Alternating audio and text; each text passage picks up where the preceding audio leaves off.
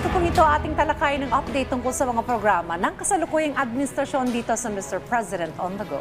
Una nga po dyan mga kababayan, dumating sa Pilipinas ngayong Martes ang Pangulo ng South Korea na si Lee Jae-myung kasama ang unang ginang na si Kim Hae-kyung para sa isang 2 araw na state visit sa ating bansa.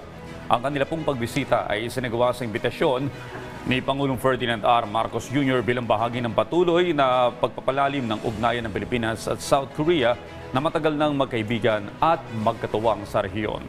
Sa kanilang nakatakdang bilateral meeting sa Palasyo ng Malacanang, inaasahang tatalakayin ng pagpapalakas ng kooperasyon sa larangan ng kalakalan, pamumuhunan, depensa, maritime security, infrastructure, energy at technology. Kabilang din sa agenda ang paglalagda sa isang kasunduan na lalong magpapalawak ng economic partnership, gayon din ang pagpapatibay ng kooperasyon sa supply chain, critical minerals at digital innovation. Mahalaga rin ang papel ng South Korea bilang isa sa mga pangunahing trade partners ng Pilipinas at isa sa pinakamalaking pinagmumula ng mga turista at pamumuhunan sa bansa.